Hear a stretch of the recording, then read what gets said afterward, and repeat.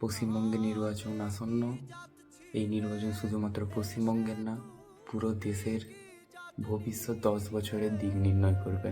কারণ এখানে একদিকে রয়েছে মমতা বন্দ্যোপাধ্যায়, যাকে বিজেপি ভোট চোর বলে, অন্যদিকে রয়েছে বিজেপি, যাকে অনেকেই ভোট চোর বলে। তো এক কথায় এই লড়াই শুধু লড়াই না, এটা হচ্ছে ভোট চোর বনাম ভোট চোর। কেন পশ্চিমবঙ্গের নির্বাচন এতটা গুরুত্বপূর্ণ? কারণ মমতা বন্দ্যোপাধ্যায় হচ্ছেন সেই গুটি কয়েক নেতার মধ্যে যে সরাসরি নরেন্দ্র মোদীকে চ্যালেঞ্জ দিতে পারে। এছাড়া তিনি একজন উকিল, রাজনৈতিকবিদ, আর দশকের পর দশক ধরে জিতে আসছেন। হার কাকে বলে সেটা প্রায় ভুলেই গেছেন। অন্যদিকে বিজেপির ব্যাপারটা একেবারেই আলাদা। তিনি ভালোভাবে জানেন যে ক্ষমতার স্বাদ কীরকম। এখানে প্রশ্ন হচ্ছে, এই নির্বাচনটা মমতা ব্যানার্জির জন্য এতটা গুরুত্বপূর্ণ কেন? কারণ তিনি একটানা জিতে আসছেন। তিনি 2021 সালে ব্রাহ্মণদের 38 বছরের রাজত্ব, মানে 38 বছরের শাসনকে পাল্টে দিয়ে তিনি এসেছিলেন সরকারে। অন্যদিকে যদি বিজেপির কথা বলি, তাহলে বিজেপি পশ্চিমবঙ্গে এক ধরনের সিম্বলিক পার্টি হিসেবে থেকে গেছেন। তারই অতিরিক্ত মানে পশ্চিমবঙ্গে সেরকম কোনো নেতা নেই ভরসমান যে জিতার পরে নির্বাচনে সে মুখ্যমন্ত্রী হিসেবে বসবে। পুরাপুরি কেন্দ্রের উপরে ভরসা।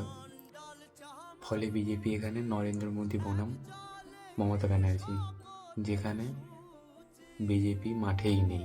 বর্তমানে পশ্চিমবঙ্গের দিকে দেখলে পশ্চিমবঙ্গে দুটোই বড়সড়। এক, বিজেপি নরেন্দ্র মোদীর, দ্বিতীয় তৃণমূল মমতা ব্যানার্জির। যদি 2026 সালে নির্বাচন মমতা ব্যানার্জি জিতে যান, তাহলে পরপর মমতা ব্যানার্জি 4বার মুখ্যমন্ত্রী হবেন পশ্চিমবঙ্গের। 2021 সালের নির্বাচনে তিনি সিপিএম তথা কমিউনিস্ট পার্টিকে হারিয়ে সরকারে এসেছিলেন। এতে বোঝা যায় মমতা বন্দ্যোপাধ্যায় কোনো হালকা খেলোয়াড় নন। তিনি একজন শক্তিশালী রাজনৈতিক নেতা পশ্চিমবঙ্গের। বিজেপি যতই বলুক না কেন, বিজেপি কাউকে ভয় পায় না। কিন্তু তাকে একটা কথা মানতে হবে, চটিযুক্তা সাদা কাপড় এর মহিলাটি আগের নির্বাচনে পুরো ধুয়ে দিয়েছিল। এখন আসি বিজেপির কথায়। বিজেপি ভোট চাইতে গেলে সে একই নেগেটিভ, আপকি বার মোদী সরকার। কিন্তু ভোটে জেতার পরে মুখ্যমন্ত্রী হিসেবে কাকে বসাবে তা কেউ জানে না। অবশেষে ইডি রেড আইপ্যাড সংস্থা, মূলত এই সংস্থাটি নির্বাচনের স্ট্র্যাটেজি বানায়, যার সঙ্গে গুজরাটে ভোটের সময়ও যুক্ত ছিল। আমি তো বুঝতে পারি না যে নির্বাচনের জন্য কীরকম ধরনের স্ট্র্যাটেজি বানাতে হয়।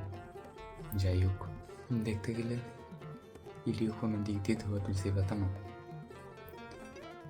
2014 থেকে 2025 সমীক্ষায় দেখা গেছে 85 থেকে 90% রেট অপোজিশন পার্টিতেই হয়েছে। ইডিকে এখন গোয়েন্দা না বলে পার্টির অস্ত্রই বলা যায়। বর্তমানে ডেটা অনুযায়ী 60 থেকে 70% ভোট মমতা ব্যানার্জির পক্ষে। তাই মোদি বা বিজেপি যতইটাই ন্যারেটিভ দেখাক না কেন যে আপকে বার মোদি সরকার, কিন্তু সেটা ভাবার বিষয়। বিজেপির অভিযোগ, বর্তমান রুলিং পার্টি রুরাল এরিয়ায় ভয়ানক লুট, দুর্নীতি আর গুন্ডামি চালাচ্ছে।